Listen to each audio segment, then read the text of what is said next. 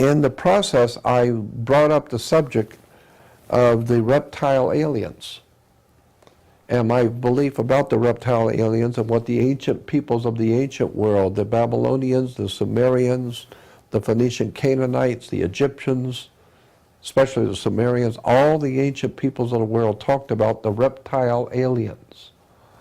And so I just brought that up in passing, that I think that there are reptile aliens here. I've heard too many stories, and then I told some of the stories that I had heard. Well, after the program, I got a phone call from a guy who later on I found out is an extremely wealthy businessman in Las Vegas. He buys and sells hotels and commercial properties in Vegas, and he was the biggest there. And he said to me, he said, Jordan, we listen to Lou Epton. We love Lou Epton. So in the office in the mornings, we listen to Lou Epton on the show. And he says, but this morning, when you came on, we got so interested in listening to you that everybody just kind of quit work for a little bit and was listening to you. And he says, and when you mentioned the reptile aliens, it shocked us. And he said, I'm a Christian, and I have 5 men who work for me in my office, and they're Christians, and they all belong to the same church. We all go to the same church, and all 6 of us are in the office, and we were hearing you today. And he said, when you mentioned reptile aliens, I had to call you and tell you, we're Christians, but every year we go somewhere in the world on vacation, and my company pays for everything.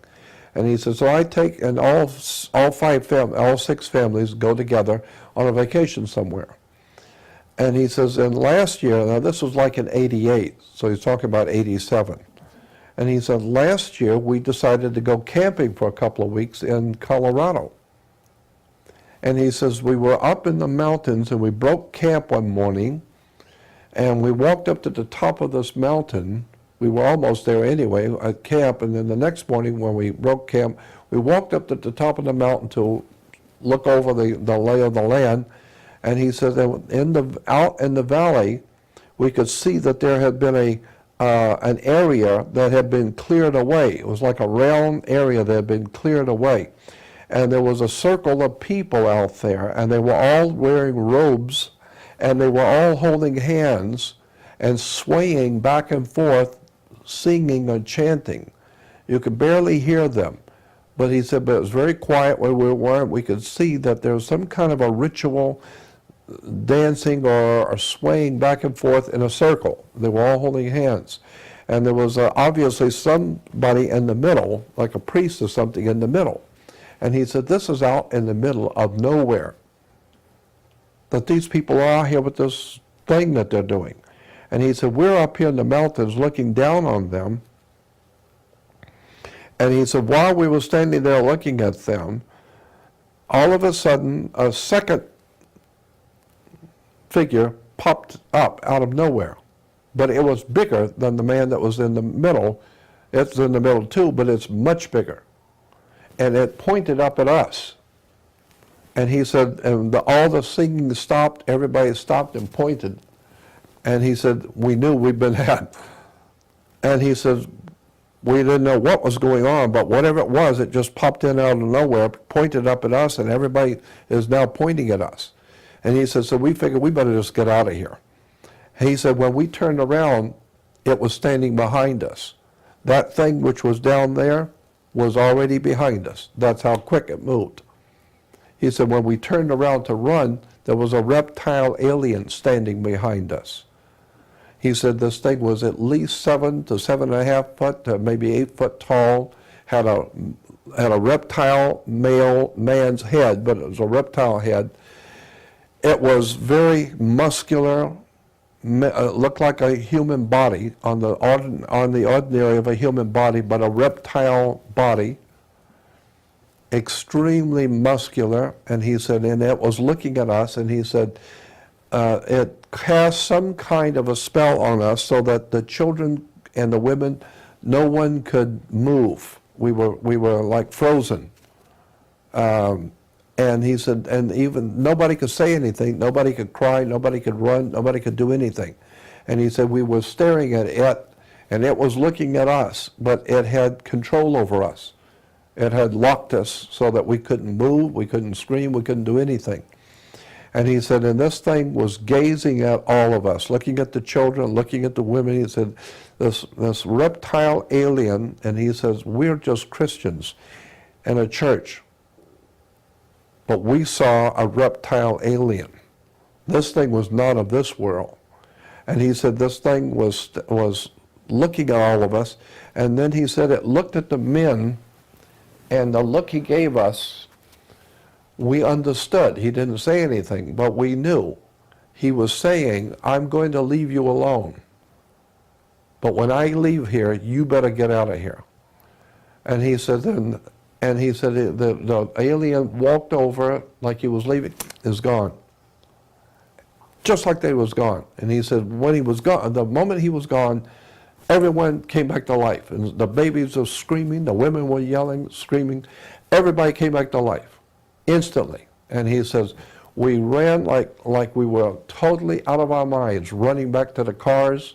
We ran down the hill, got in the cars, and the women were screaming, the children were yelling, and he says that we drove back, and he said it was the most incredible, horrible experience.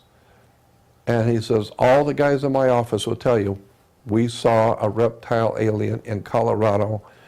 So when you're talking about, he says, so when you're talking about reptile aliens in the ancient world, I got news for you.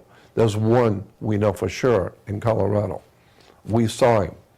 And he said this thing ran back, and it went so fast, it was just, it's gone. But that's how fast it came up behind us. We knew that we'd been spotted, we turned around, and it was too late. It's already standing here. And he said, so when I hear tales now about people who have seen reptile aliens, I got to tell you, there's 6 families here. We all belong to the same church, and I will guarantee you, we saw one. You can bet on it. So, and this is and I found out because I started asking questions when I was in Vegas about this man and his company. And yes, he's a very wealthy man and a very, very big company, well known in Las Vegas for buying and selling the hotels and big, big properties. And he said, yeah, I'm just telling you what happened to us.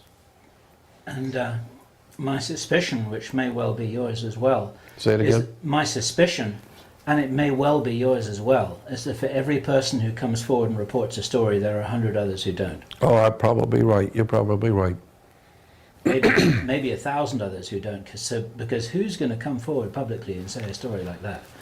Not many. Yeah. And one of the reasons, of course, why I want to encourage you to, why I have been supporting you in coming forward to tell the stories, not only to support David Icke, but it's to support other people to have had these experiences, because I suspect that they are fairly widespread and nobody wants to talk about it. Well, you're right. That's my guess. Did you ever talk to Dr. Roger Lear about his case up in Bakersfield? I don't believe so. I know Roger Lear, Yeah. and he's a very good man. I don't think I know about the Bakersfield incident. Tell me about it. Well, I'm just trying to remember the story basically. If he were here, he would give you the real dope on it. But I'm just remembering the basic story is that there was a guy up in Bakersfield who is a fire investigator. He's a fireman investigator for the fire department. And he has been having reptile aliens coming into his bedroom.